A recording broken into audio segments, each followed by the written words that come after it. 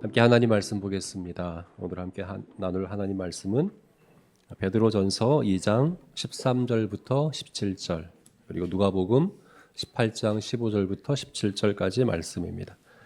베드로전서 말씀부터 우리 함께 교독하겠습니다. 마지막 17절은 같이 읽겠습니다. 인간의 모든 제도를 주를 위하여 순종하되 혹은 위에 있는 왕이나 혹은 그가 악행하는 자를 징벌하고 선행하는 자를 포상하기 위하여 보낸 총독에게 하라. 곧 선행으로 어리석은 사람들의 무식한 말을 막으시는 것이라. 너희는 자유가 있으나 그 자유로 악을 가리는 데 쓰지 말고 오직 하나님의 종과 같이 하라. 같이 읽겠습니다. 묻 사람을 공경하며 형제를 사랑하며 하나님을 두려워하며 왕을 존대하라. 누가복음 말씀 보겠습니다. 같이 교독하고 마지막 절 같이 또 합독하겠습니다. 사람들이 예수께서 만져주심을 바라고 자기 어린 아기를 데리고 오매 제자들이 보고 꾸짖거늘 예수께서 그 어린 아이들을 불러 가까이 하시고 이르시되 어린 아이들이 내게 오는 것을 용납하고 금하지 말라. 하나님의 나라가 이런 자의 것이. 같이 읽겠습니다. 내가 진실로 너희에게 이르노니 누구든지 하나님의 나라를 어린아이와 같이 받들지 않는 자는 결단코 거기 들어가지 못하리라 하시니라. 아멘. 오늘은 존중이라는 성품에 대해서 볼 텐데 지난주에 봤던 사랑이라는 성품과 밀접하게 관련된 성품들을 이제 앞으로 8주간 사랑을 봤으니까 7주간 보게 될 거고 절기가 들어있어서 그렇죠. 절기주일이 4주일 껴있기 때문에 그렇게 볼 겁니다. 우리 지난주에 사랑에 대해서 나누면서 하나님의 그 사랑은 하나님이 우리를 사랑한다, 나를 사랑한다 하실 때 그 사랑하는 것이 내가 사랑스러워서 혹은 내 안에 사랑할 이유와 조건이 있어서 사랑하시는 것이라고 생각하면 안 된다고 그랬죠. 하나님이 나를 사랑하시는 것은 하나님이 사랑이시기 때문에 그런 것입니다. 나에게서 이유를 찾을 것이 아니라 하나님에게서 이유를 찾아야 한다. 이렇게 나누는데요. 우리가 앞으로 이 사랑과 관련된 우리가 하나님의 사랑을 그 성품을 닮은 자로서 우리가 다른 누군가를 사랑할 때도 마찬가지입니다. 사랑할 근본 이유를 나 자신에게서나 혹은 그 상대방에서 찾으려고 하면 실패할 수밖에 없습니다. 내 자신의 어떤 좋은 자질이나 능력이나 또 상대방의 어떤 사랑스러운 어떤 부분들 때문에 사랑하려고 한다면 성도가 갖춰야 될 성품으로서의 사랑은 할 수가 없습니다. 그러니까 이것은 나 자신의 이 부족함과 나 자신의 이것을 원망하거나 또 상대방의 어떤 부족함을 비판하고 이럴 것이 아니라 우리 초점이 잘못된 거예요. 처음부터 초점이 하나님께 있어야 합니다. 사랑은 하나님께 있습니다. 하나님 앞에 우리의 시선이 고정될 때 그때서야 우리가 사랑할 수 있거든요. 오늘 우리가 나누게 될 존중도 마찬가지입니다. 오늘 우리가 존중 그리고 우리 다음이 수용이에요. 근데 이게 다음 주가 아니죠. 다음 주가 우리 종료주일이고 그 다음 주는 부활주일이기 때문에 수용은 4월 마지막 주에 보게 될 거고 그 다음이 희생적인이라는 또 성품인데 그것도 5월 셋째 주에 또 2주를 건너뛰어서 이렇게 볼 텐데 연이어서 보지 못하지만 이것이 다 사랑과 관련된 밀접한 관련해 있는 성품이라는 것을 기억하시면서 보면 좋겠습니다. 오늘 우리가 보게 될 이 존중 제가 생각할 때 요즘 우리 한국 사회는 존중 부족 사회인 것 같아요. 서로 정치적인 견해가 다르다고 또 성별이 다르다고 또 세대가 다르다고 지역이 다르다고 그래서 양극단으로 양극화가 굉장히 심해지죠. 그죠? 그래서 서로 다름을 적으로 여기는 그걸 굉장히 존중이 부족한 거죠. 다름은 사실은 전체로 봐서는 건강한 거거든요. 다르다는 것은 건강한 것이고 또 다르다는 것은 장점이 될 수 있는데 그러기 위해서는 반드시 존중이 있어야 돼요.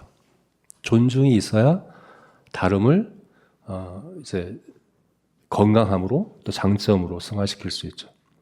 근데 지금 우리 한국 사회 안에 이런 양극화가 너무 심해졌습니다.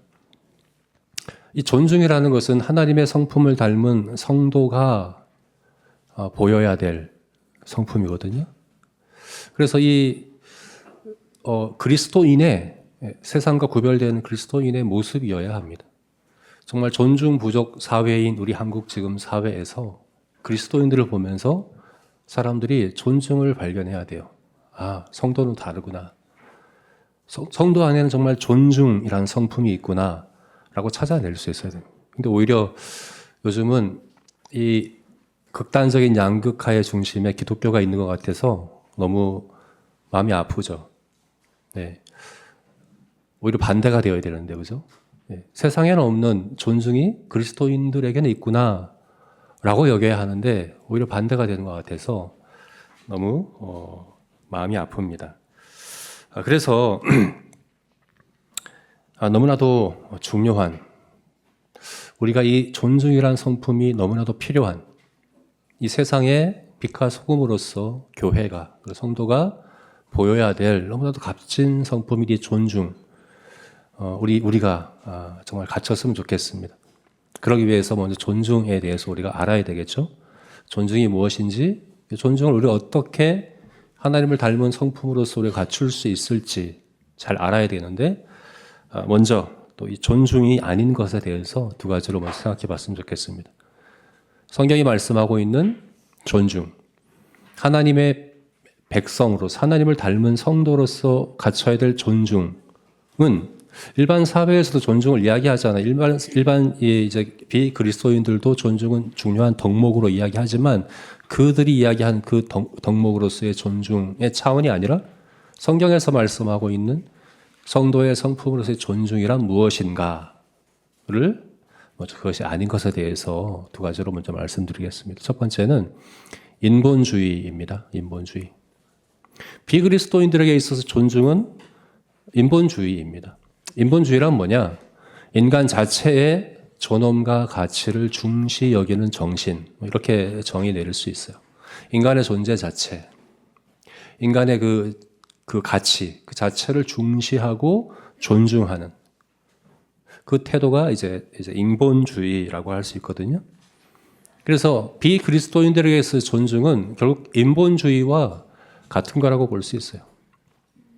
물론 우리가 인간 자체의 존엄과 가치를 존중해야 합니다. 우리도 그렇게 해야 합니다. 오늘 말씀 17절 말씀 우리 보게 되면 우리 17절 다시 한번 볼까요? 같이 한번 다시 읽겠습니다. 뭇 사람을 공경하며 형제를 사랑하며 하나님을 두려워하며 왕을 존대하라. 존중하라는 말이 두 번이나 나오고 있어요. 뭇 사람을 공경하며, 그리고 마지막에 왕을 존대하며. 우리 한글 개역개정 성경에서는 다르게 번역을 했어요. 공경하라, 존대하라 다르게 번역했지만 헬라 원문에서는 티마오라고 하는 같은 단어예요. 같은 단어. 존중한다 하는 그런 이제 표현이죠. 존중은 사람을 존중하는 겁니다. 뭇 사람, 모든 사람을 존중해라. 왕을 포함해서 모든 사람을 존중해라, 존중해라. 두 번이나 반복해서 이야기하고 있습니다. 그래서 존중은 정말 사람을 존중하는 겁니다. 사람의 존엄성, 사람의 가치를 인정하고 높이고 귀하게 여기는 그것이 존중이 맞습니다. 그런데 우리 성도의 성품으로서의 존중은 그 사람 자체의 가치 때문만이 아닙니다. 우리 10절 말씀 자세히 보게 되면 왜 티마오라고 하는 단어를 두 번이나 했을까? 뭇사람을 공경하라, 뭇사람을 존중하라. 그 다음에 다시 마지막에 왕을 존중하라 말을 다시 하고 있잖아요. 왜 그랬을까요? 왜 이렇게 할까요? 왜냐하면 왕은 사실은 존중하지 않기가 어렵죠. 그죠? 왕은 누구나 다 존중하게 됩니다. 왜 그렇습니까? 왕 자체의 그런 건세, 능력, 지위가 있기 때문에 존중하는 거죠. 그래서 앞에 얘기하는 거예요. 하나님을 두려워하며 왕을 존대하라. 왕을 존대하는 것이, 왕을 존중하는 것이 그가 가진 어떤 지위, 능력, 건세, 그 왕이 가진 그 사람 자체의 그 어떤 존엄성 때문에 그를 존중하는 게 아니다. 왕이라도 왕을 존중하는 이유는 근본적으로 뭐라고요? 하나님을 두려워하기 때문이어야 한다 하는 거죠. 그래서 우리가 누군가를 성도가 누군가를 존중하는 것은 그 사람 자체의 어떤 가치, 그 사람 자체의 어떤 지위, 그 사람 자체의 어떤 존엄성 때문이 아닙니다. 하나님 때문입니다. 하나님을 두려워함으로, 하나님을 경외함으로 그렇게 해야 된다. 이건 왕만이 아니라 모든 사람에게 그러해야 한다는 거예요. 모든 사람에게 그래야 된다. 왕은 그 사람 자체의 가치로 볼 때 가장 누구나 그 가치로 볼 때 존중할 만한 사람이니까 일부러 왕을 이야기한 거예요. 근데 왕만이 아니라 누구라도 어떤 사람이라도 존중해야 하는데 그 사람 자체의 어떤 것이 아니라 하나님을 두려워함으로. 왜 하나님을 두려워함으로 그래야 되느냐? 사람은 누구나 다 하나님의 형상으로 창조된 존재이기 때문에 그렇습니다. 우리 이것을 창세기 9장 말씀에서 확인할 수 있어요. 창세기 9장 3절부터 5절까지 말씀. 같이 한번 읽어볼까요? 읽겠습니다. 모든 산 동물은 너희의 먹을 것이 될지라 채소같이 내가 이것을 다 너희에게 주노라. 그러나 고기를 그 생명되는 피째 먹지 말 것이니라. 내가 만일 너희의 피 곧 너희의 생명의 피를 찾으리. 짐승이면 그 짐승에게서 사람이나 찾으리라. 다른 사람의 피를 흘리는 그 사람의 피도 흘릴 것이니 이는 하나님이 자기 형상대로 사람을 지으셨음이니라. 이 말씀은 노아 홍수 이후에 이제 노아와 노아의 가족이 방주에서 나온 직후 하나님께 주신 말씀이에요. 지금까지 너희가 채소를, 그러니까 에덴 동산에서 하나님께서 모든 과일을 그들에게 음식으로 주셨잖아요. 지금까지는 채식만 했었어요. 근데 노아 홍수 이후에 방주에서 나온 이후에 어디 과일이나 채소가 있었겠습니까? 그래서 하나님 이때부터 육식을 허용하십니다. 이제 산 짐승이 너희의 음식이 될 것이다 라고 말씀하세요. 이렇게 이제 우리 음식으로 삼기 위해서 짐승을 죽이는 일을 허용하시는 거예요. 그러면서 말씀하시는 거예요. 그러나 사람을 죽이는 것은 안 된다. 네. 사람과 짐승을 구별하시는 거죠.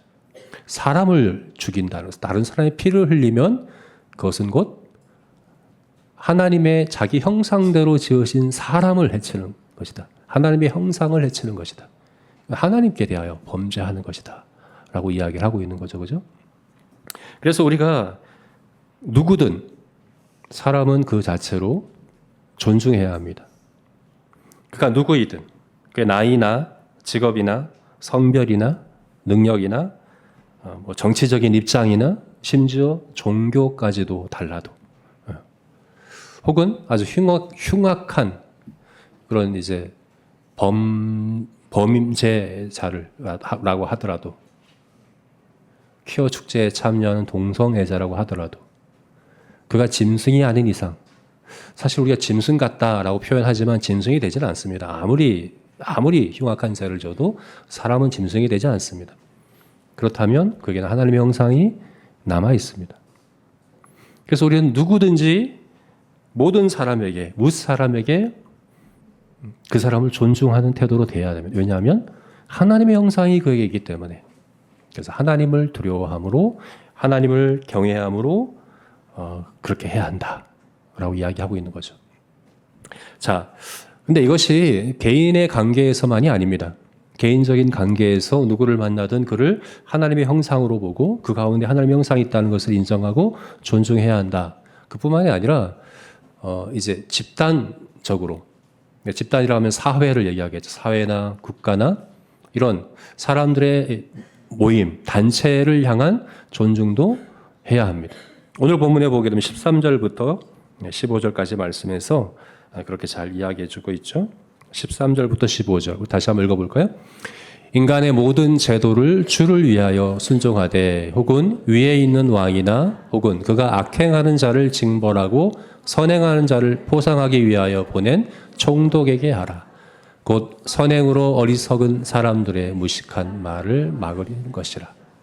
네, 여기 보면 인간의 모든 제도에 순종하라 라고 말씀하고 있죠. 그죠? 인간의 모든 제도에 순종하라. 지금 이 사도 베드로가 이야기하고 있는 이 인간의 모든 제도는 뭡니까? 당시는 로마 시대였고 로마 황제 네로 황제의 시대였습니다. 가장 기독교를 핍박하던 그런 시대였고 기독교인들을 잡아서 원형 경기장에 두고 굶주린 맹수의 먹이가 되고 그것을 구경하던 시대가 바로 이 시대였습니다. 이 시대는 노예 제도가 있었고요. 동성애는 지금보다 훨씬 더 성행하던 그런 시대였어요. 로마서를 보게 되면 그렇잖아요. 로마서에서 지적하고 있는 죄가 동성애잖아요. 그런 시대, 그런 문화에, 그런 제도에 있었던 곳이에요. 근데 사도 베드로는 뭐라고 얘기합니까? 그 제도에 순종하라. 주를 위하여 순종하라. 라고 이야기를 하는 거죠. 왜 그렇습니까? 이게 왜 주를 위한 것이 될까요? 인간의 모든 제도, 이런 로마 시대의 그런 불의하고 또 불합리하고 부당한 그런 제도와 법이 시행되는 그 시대에 왜 그것을 순종해라 이야기합니까? 그것이 어떻게 주를 위한 것이라고 이야기합니까? 이것이 바로 우리 일반 은총, 신학자들이 일반 은총이라고 이야기하는 것이죠. 신학자들이 이제 하나님의 은혜를 특별 은총과 일반 은총으로 구별을 해서 이야기를 해요. 특별 은총은 구속에 관한 은총이죠. 택하시고 구원하시는 은혜. 그래서 우리 특별 은총이라고 얘기합니다. 일반 은총은 창조에 관한 겁니다. 하나님의 창조하신 창조 세계에 선이든 악인이든 상관없이 모두에게 비를 내리시고 햇빛을 주시고 공기를 주시고 살아갈 수 있도록 여러 가지 양식을 주시고 또 나라, 국가, 제도, 법을 주시고 한 이 모든 것들이 일반 은총이라고 이야기를 하는 거죠. 그리고 이 일반 은총의 목적은, 근본 목적은 그래요. 아담이 타락한 이후에 하나님께서 베푸신 일반 은총의 근본 목적은 죄를 억제하는 것에 있어요. 죄를 억제하는 것. 여러분, 우리가 모두가 다 전적으로 타락한 존재들이잖아요. 모든 사람은 죄인입니다. 근데 전적으로 타락했을 때 끝까지 타락하지는 않아요. 전적으로 타락했다는 것은 우리의 지, 정의 어느 한 부분도 죄로 오염되지 않은 곳이 없어요. 다 죄의 영향을 받았어요. 그러나 정도에 있어서 사탄처럼 끝까지 타락하지는 않아요, 사람이. 왜 그렇습니까? 하나님이 죄를 억제하고 계세요. 죄를 억제하고 계세요. 어떻게 해요? 일반 은총을 통해서 억제하고 계세요. 그래서 오늘 14절 말씀에 그렇게 얘기하는 거예요.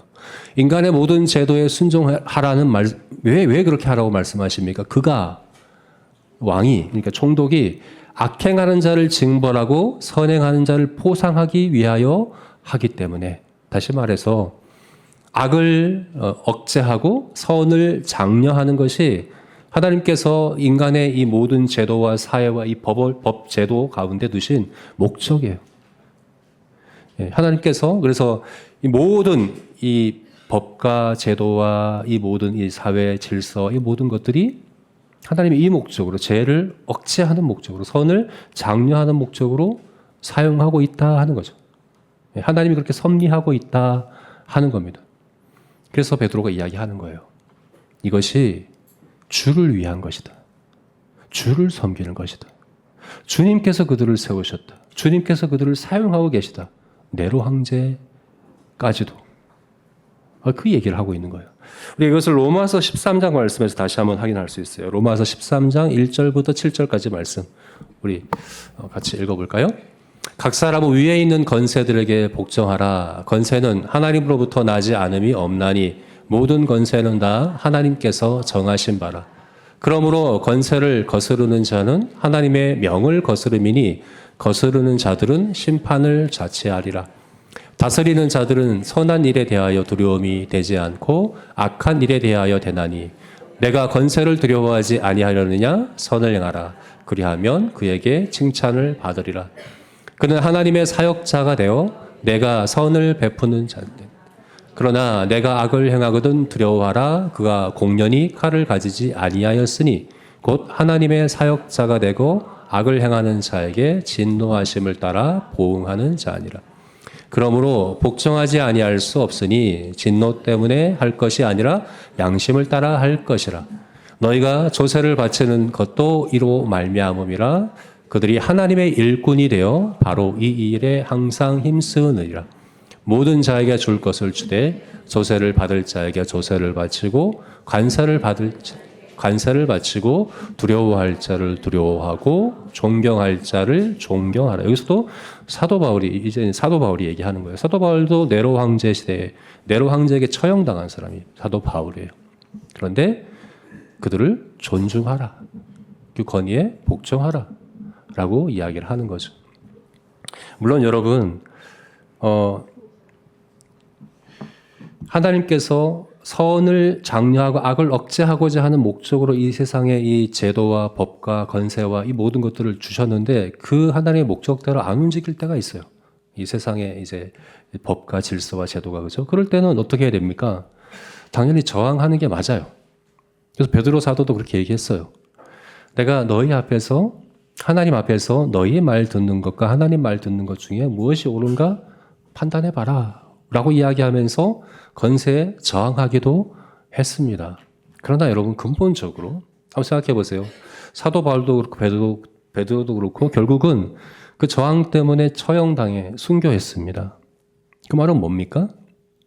그들이 하나님의 뜻에 어긋나는 것을 명할 때에는 저항을 하되 순교당했다는 건 뭐예요? 결국 그들의 그 제도 아래 순종한 거예요. 순종해서 순교한 것이겠죠. 그죠? 근본적으로 그 제도와 법을 존중하는 태도가 그들에게 있었다 하는 것을 우리가 알 수가 있습니다. 그러므로 여러분 성경이 말씀하고 있는 성도의 성품으로서의 존중은 하나님을 두려워함으로 하나님을 섬기는 마음으로 모든 사람을 하나님의 형상으로 대하며 존중하고 뿐만 아니라 우리가 속한 사회와 이 법과 제도에 하나님께서 일반 은총으로 역사하고 계시다는 것을 인정하며 하나님께 순종하고 하나님을 두려워하는 마음으로 그것을 존중하는 태도를 가지는 것. 이것이 바로 성경이 이야기하고 있는 성도의 성품으로서의 존중입니다. 네, 다음 두 번째로는 존중이 아닌 것, 형제사랑이 아니다 하는 것입니다. 제가 거듭 이야기하죠, 그죠? 이웃사랑과 형제사랑은 다릅니다. 구분해야 됩니다. 오늘 17절 말씀도 이것을 아주 잘 구분해서 이야기해주고 있습니다. 다시 한번 읽어볼까요? 17절 말씀.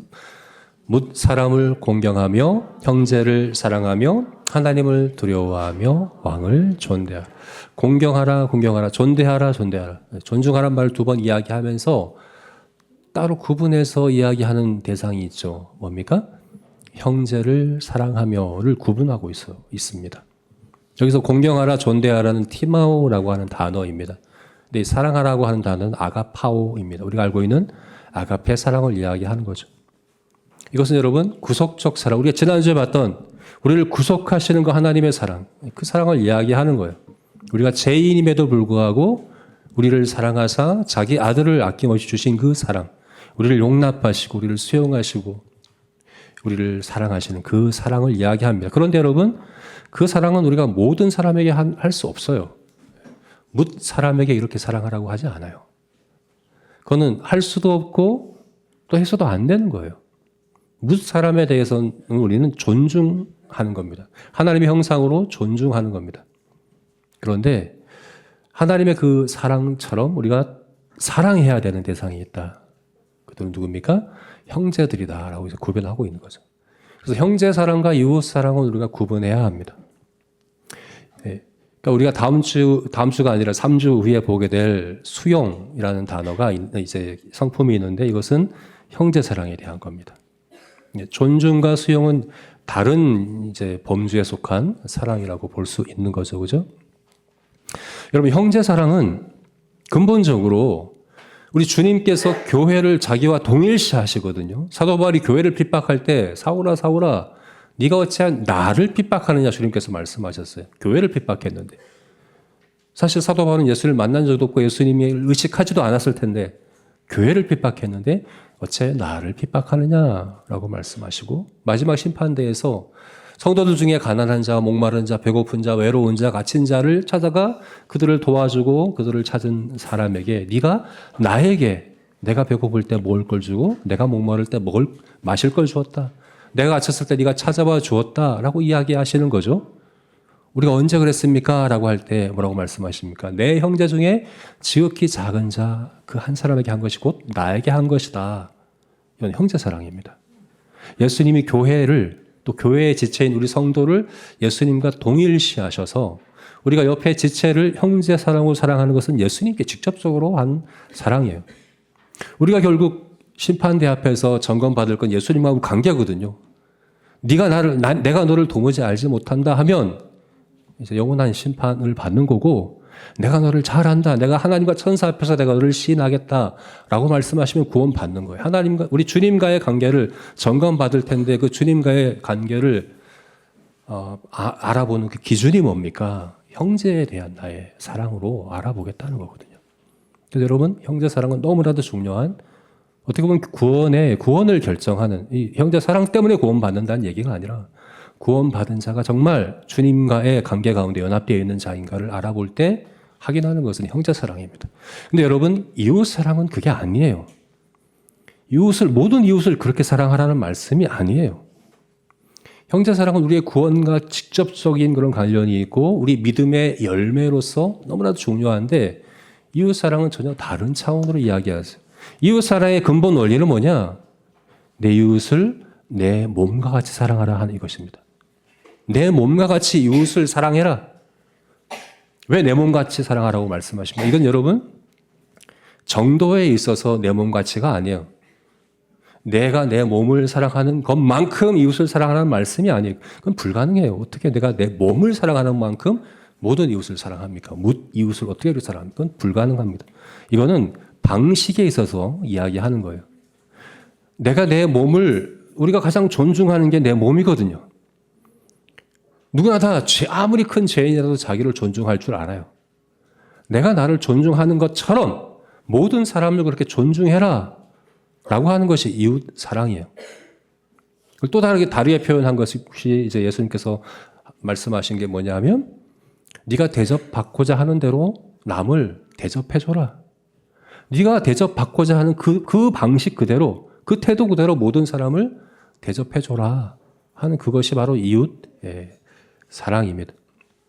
그래서 이것은 형제 사랑과는 다른 차원으로 우리가 이해를 해야 된다 하는 것이고, 바로 존중이란 이웃 사랑의 그런 범주에 속한 것이다 하는 것을 우리가 이해를 해야 된다 하는 거죠. 그죠?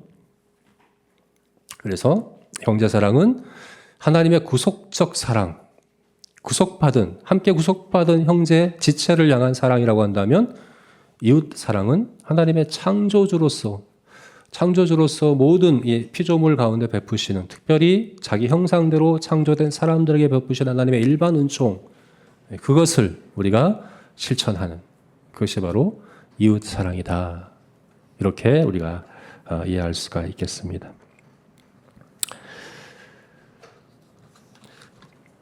자, 그래서 우리가 존중은 제일 중요한 게 그건 것 같아요. 내가 저 사람 입장이라면, 내가 어떻게 대접받고 싶을까? 나는 어떻게 존중받고 싶을까를 생각해 보면 돼요. 그리고 그 생각 그대로 모든 사람에게 그렇게 행하는 그것이 바로 존중이다. 이렇게 정리해 볼 수 있겠습니다. 이제 정리해 보자면 그렇습니다. 존중은 인본주의적인, 결국 초점이 사람에게 있는 것이 아니라 하나님께 있어야 된다. 하나님의 형상, 그리고 하나님의 창조 섭리 가운데 행하시는 일반 은총, 하나님을 바라보고 하나님을 두려워하고 또 하나님을 섬기고자 하는 마음으로 하는 것이 바로 존중이다 하는 것이죠. 우리가 삶으로 예배하는 제자교회 아닙니까? 제가 생각할 때 오늘날 지금 현재 우리가 드려야 될 삶의 예배는 존중입니다. 예. 개독이라는 욕을 먹잖아요. 우리가 개독이라고. 네. 왜 개독이라고 할까요? 기독교가 구제를 안 해서 그런 거 아니에요. 기독교는 통계적으로 보면 지금도 구제를 가장 많이 하는 것이 기독교입니다. 왜 개독이라고 할까요? 제가 볼 때 다른 게 아니에요. 존중하지 않아서 그래요. 존중이 없어서 그런 거예요. 개독이라는 것을 저는 이제 부당하다고 저도 생각합니다. 부당한 비난이긴 하지만 우리가 그렇게 이해했으면 좋겠어요. 더 존중해 달라고 하는. 너희들만 보일 수 있는 그 존중이라는 그 아름다운 열매, 그 성품을 보여달라고 하는 그런 호소이고 요청으로 우리가 받아들였으면 좋겠어요. 그래서 저와 여러분이 존중이라는 성품이 갖춰진 그런 성도들이 되었으면 좋겠습니다. 그럼 어떻게 우리가 이 성품을 갖출 수 있을까? 우리 이렇게 세 가지로 또 적용해 봤으면 좋겠는데요. 첫 번째는 겸손하자. 두 번째는 차별하지 말자. 그 세 번째는 비판하지 말자. 이 세 가지입니다. 각각의 의미를 또 구체적으로 생각해 봅시다. 먼저 겸손하자입니다. 겸손하자. 하나님의 은혜 앞에서 겸손하자. 우리 총회 공과에서 또 다른 본문을 하나 정해줬는데 뭐냐면 누가복음 18장 말씀 우리가 앞에 읽었죠. 누가복음 18장 말씀 우리 다시 한번 읽어봅시다. 18장 15절부터 17절까지 말씀인데요. 우리 같이 한번 읽어보겠습니다. 사람들이 예수께서 만져주심을 바라고 자기 어린 아기를 데리고 오매 제자들이 보고 꾸짖거늘 예수께서 그 어린 아이들을 불러 가까이 하시고 이르시되 어린 아이들이 내게 오는 것을 용납하고 금하지 말라. 하나님의 나라가 이런 자의 것이니라. 내가 진실로 너희에게 이르노니 누구든지 하나님의 나라를 어린 아이와 같이 받아들이지 않는 자는 결단코 거기 들어가지 못하리라 하시니라. 여러분 이 말씀은 사실 이제 누가복음 18장 말씀 앞에부터 보면 예수님이 두 가지 비유를 이미 말씀하셨는데 다 소외된 사람들에 대한 비유였어요. 불의한 재판장과 가부의 비유, 그리고 바리새인과 세리가 함께 기도하는 그 비유, 가장 소외된 사람들이거든요. 근데 그 비유를 말씀하셨는데도 불구하고 제자들이 어떻게 합니까? 예수님께 사람들이 어린 아기를 데리고 왔어요. 왜 데리고 왔습니까? 축복해 주시기를 바라고. 만져주신다는 것은 축복해 주는 걸 이야기하고 이것은 당시 이스라엘의 관습이에요. 특히 명절 때에 아기들을 랍비들에게 데려가서 축복해 주고 하는 것이 그것이 관습이었어요. 근데 사람들이 자기 어린 아이를 예수님께 데리고 왔어요. 이것은 이들이 예수님을 굉장히 존중하는 거예요. 예수님은 갈릴리 출신의 목수잖아요. 랍비가 아니잖아요. 그런데도 불구하고 그들은 예수님을 하나님께로부터 온 하나님의 사람으로 인정하고 물론 메시아라고 인정하지 않을 수는 있어요. 그렇지만 예수님께 자기 아기들을 데려와서 다른 랍비들한테 갈 수도 있어요. 근데 예수님께 와서 축복해 달라고 하는 거예요. 근데 제자들이 어떻게 했습니까? 꾸짖었다라고 이야기를 합니다. 꾸짖었다고요. 아기들을 데리고 와서 축복해 달라고. 이것이 당시의 간습임에도 불구하고 예수님을 랍비로 인정하는 그들을 꾸짖었다라고 이야기를 합니다. 왜 꾸짖었을까요? 왜 아기들이 오는 것을 꾸짖었을까요? 그렇지 않아도 바쁘고 여러 가지 이제 가르치고 또 병 고치고 하는 사역에 바쁘신 예수님을 배려하는 그런 마음이었을까요? 아기들을 데려오는 것이 예수님께 방해가 된다고 생각했을까요? 혹은 귀찮았을까요? 자기들한테? 우리가 여러 가지 생각해 볼 수 있지만 정확하게 말씀하고 있지는 않아요. 근데 예수님께서 이후에 하신 말씀을 통해서 우리가 짐작해 볼 수 있어요. 예수님께서 뭐라고 말씀하시냐면 어린 아기들을 내게 오는 것을 막지 말아라. 금하지 말아라. 하나님의 나라가 이런 자들의 것이다. 누구든지 하나님의 나라를 이 어린 아이와 같이 받들지 않는 자는 결단코 거기 들어가지 못하리라. 이게 무슨 말일까요? 어린 아이와 같아야 누구든지 천국에 들어간다는 말이 무슨 말입니까? 어린 아이들도 죄인이고 어린 아이들이라고 해서 다 좋은 점만 있는 건 아니거든요. 예수님께서 지금 말씀하고 있는 어린 아이의 어떤 특징을 이야기하고 있는 것입니까? 의존성을 이야기하는 거죠. 의존성. 아이들은 부모를 의존하는 것을 당연시해요. 그걸 이상하게 생각하지 않아요. 또 불편하게 생각하지 않아요. 당연하게 여겨요. 다 부모를 의지해요. 그래서 어떤 방에 모든 필요한 것이 다 갖춰져 있고 수많은 그런 이제 장난감과 또 다 갖춰져 있어도 부모가 없으면 아이들은 울어요. 그렇지만 아무것도 없어도 부모만 있으면 아이들은 괜찮아요. 아이들에게 있는 특징은 절대적인 의존성이거든요. 내가 뭔 자격이 되고 내가 능력이 되고 아니에요. 부모를 의지하는 그 마음이거든요. 여러분, 우리가 하나님 나라 백성이 되는 것은, 천국 백성이 되는 것은 하나님의 은혜 때문입니다. 우리가 이게 자격이 되고 능력이 되고 공로가 돼서가 아니라 값없는 은혜로 구원받은 자들이잖아요. 근데 제자들의 태도에는 어떤 태도가 있는 겁니까? 우월감, 특권의식, 선민의식. 나는 제자인데, 나는 하나님 백성인데, 천국 백성인데 하는 그런 우월감들이 있는 거죠. 그래서 꾸짖는 거예요. 오는 사람들을 꾸짖는 거예요. 마치 내가 뭔가 된 사람들인 것처럼 꾸짖고 있는 이런 제자들의 모습을 보게 되는 거죠.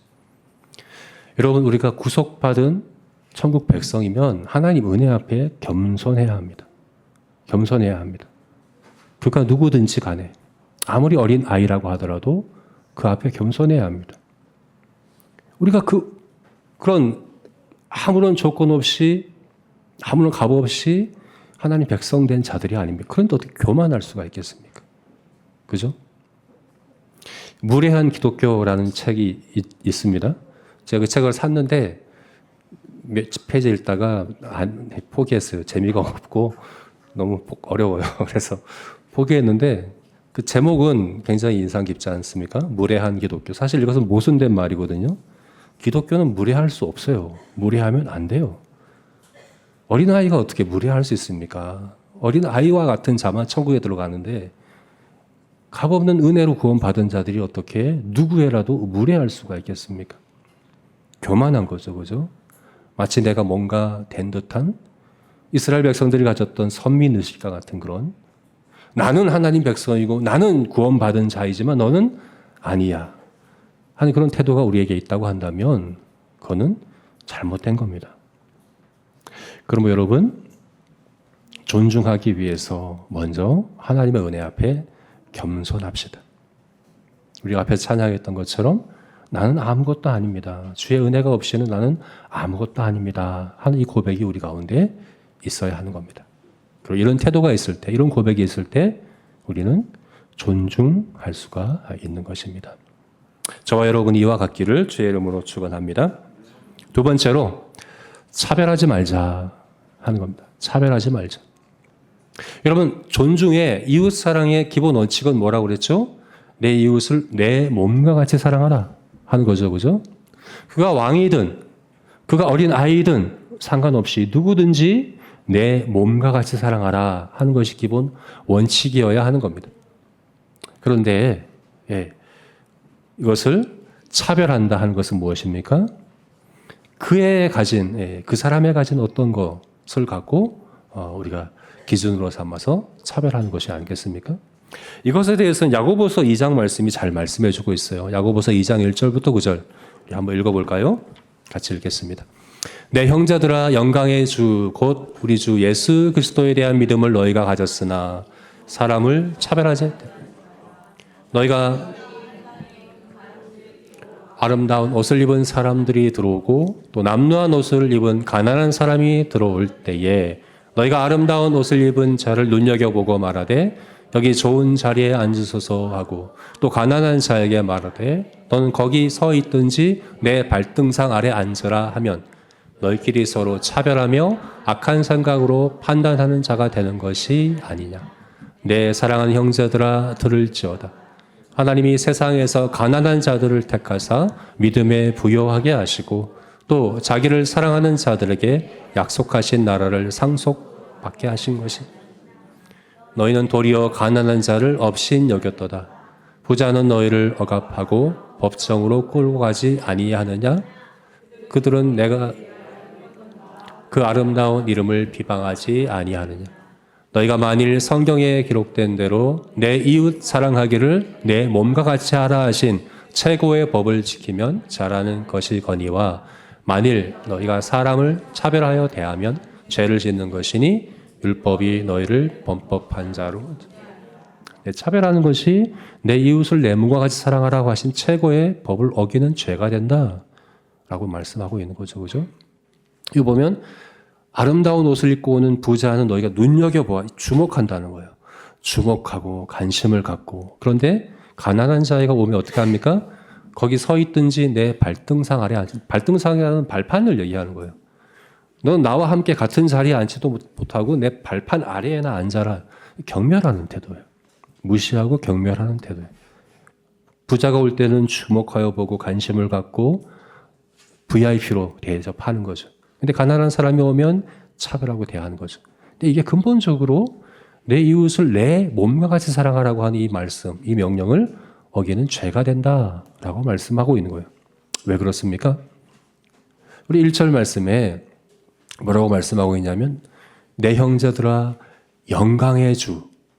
원래 여긴 주라는 말이 없어요. 여기 주라는 말을 여기다 이제 우리 한글 성경에 넣은 거예요. 영광을 보라는 거예요. 너희가 영광, 곧 우리 주 예수 그리스도에 대한 믿음, 그 믿음을 가졌으니 사람을 차별하여 대하지 말라. 진짜 영광이 뭔지 알고 있지 않냐 너희가. 가난함과 부함이 아니라 그것을 모두 초월하여 그 모든 사람 가운데 있는 그 영광, 하나님의 형상으로 창조된 그 영광을 너희가 믿고 있지 않느냐. 그런데 어떻게 차별하여 대하느냐. 너희가 다 가난한 가운데 믿음으로 부함을 얻은 자들이에요. 그러니까 가난한 자나 부한 자나 누구나 다 우리는 다 가난한 자들이에요. 하나님 앞에서. 그죠? 근데 값없는 은혜로 구원받은 자들이라는 거예요. 진짜 영광과 진짜 부함을 믿고 있는 너희들이 어떻게 그렇게 사람의 외모를 가지고 사람의 그 지위와 소유와 이런 것들을 가지고 차별하느냐 이렇게 말씀하고 있는 거죠. 여러분 이 지금 가난한 자를 경멸하고 부자를 대우하고 하는 이 두 가지 다 가난한 자에게든 부자에게든 둘 다 존중에는 실패한 거예요. 부자에게도 존중하지 않은 거고 가난한 자에게도 존중한 게 아니에요. 차별하는 건 그래요. 그가 누구이든지 간에 그가 하나님의 형상으로 창조되었다고 하는 사실, 그에게 하나님의 영광이 있다는 사실로 인하여 우리는 누구든지 존중해야 한다. 그가 부자이든 가난한 자이든 왕이든 어린 아이든 상관없이 그의 중심에 하나님의 형상이 있다는 사실을 우리가 기억하고 존중하는, 차별하지 아니하는 저와 여러분이 되었으면 좋겠습니다. 아멘. 마지막 세 번째, 비판하지 말자 하는 것입니다. 우리 16절 말씀 다시 한번 읽어봅시다. 오늘 본문 16절 말씀입니다. 아니 누가복음 말고요. 네, 베드로전서 16절 말씀 같이 읽겠습니다. 너희는 자유가 있으나 그 자유로 악을 가리는 데 쓰지 말고 오직 하나님의 종과 같이 하라. 갑자기 자유를 이야기하죠. 그죠? 앞에서는 뭘 얘기했습니까? 인간의 모든 제도에 순종해라. 이것이 너희가 보여야 될 선행이다. 이렇게 말씀하다가 갑자기 자유를 이야기하는데 뭐라고 얘기하냐면 그 자유로 악을 가리는 데 쓰지 말아라. 이게 무슨 말일까요? 너희 자유로 악을 가리는 데 쓰지 말아라. 이게 무슨 말일까요? 이게 무슨 말이냐면 우리가 모든 인간의 제도에 순종해야 돼요. 그런데 그건 절대적인 건 아니에요. 마치 노예처럼 순종하는 건 아니에요. 우리는 자유한 자들이에요. 우리는 하나님이 왕이시죠. 그죠? 하나님께만 절대적인 순종하는 사람들. 인간의 모든 제도는 절대적인 순종의 대상은 아니에요. 자유함으로 해야 돼요. 그런데 그 자유를 악을 가리는 데 쓰지 말아라. 이게 무슨 말일까요? 무슨 악, 누구의 악을 얘기하는 것일까요? 왕이나 또 총독이나 또 인간의 제도 안에 있는 악을 얘기하는 걸까요? 아니면 내 안에 있는 악을 얘기하는 걸까요? 이걸 두 가지로 해석을 하는데 쉬운 성경 같은 경우는 이것을 내 안에 있는 악으로 해석을 한 것 같아요. 그런데 제가 볼 때 이것은 그 제도 안에 있는 악, 우리가 사랑해야 될, 존중해야 될 그 사람 안에 있는 악을 이야기하는 것이라고 볼 수 있어요. 여러분, 당시에 네로 황제 통치하던 그 시대에 로마 시대의 그 제도 안에, 법 안에 얼마나 큰 악이 있겠습니까? 얼마나 부당하고 불합리하고 또 악한 그런 제도와 그런 것들이 다 들어있겠습니까? 그죠? 근데 자칫 우리가 어떻게 할 수 있습니까? 그 악함에 비판하고 그 악함을 지적하고 하는 것에 목적을 두고 비판을 위한 비판, 악을 가리기 위한 비판에 집중할 수 있다 하는 겁니다. 이것은 존중의 태도가 아니다 하는 그 얘기예요. 여러분, 우리가 그렇거든요. 내 눈에 있는 들보는 보지 못하고 옆에 이웃의 눈에 있는 티는 봅니다. 그것을 빼려고 합니다. 막 그걸 못 빼면 막 못 견뎌 하는 것도 내응낸 들보가 있는데도 옆에 이제 이웃에 있는 사람들의 있는 티를 빼야 되겠다는 그 태도가 우리 죄인된 우리들의 태도가 아니겠습니까?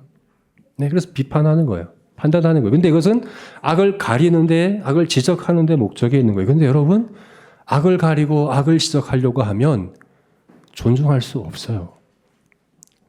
누구나 다 그런 티가 있거든요. 티가 없는 사람이 어디 있겠습니까? 지적하고 비판하려고 하려면 그런 것이 없는 사람이 어디 있겠습니까? 우리가 이 자유를 어떻게, 무엇을 위해 사용해야 하느냐? 악을 가리는 데 사용할 것이 아니라 선을 행하는 데 사용하여라 라고 말씀하고 있는 거예요. 존중하는 데 사용해야 한다 하는 겁니다. 그러면 여러분, 비판을 하되 단순한 비판을 위한 비판, 맹목적인 비판, 지적하기 위한 비판을 하지 말아야 합니다. 오히려 하나님께서 그에게 두신 하나님의 은혜, 은총, 하나님의 형상을 인정하고 높여주고 칭찬하고 그것을 존중하는 태도로 우리가 모든 사람들을 대하는 저와 여러분이 되시기를 주의 이름으로 축원합니다. 네, 누구예요? 네, 아멘. 네, 존중합시다. 네, 현재 우리에게 가장 시급한 삶의 예배는 저는 존중이라고 생각합니다.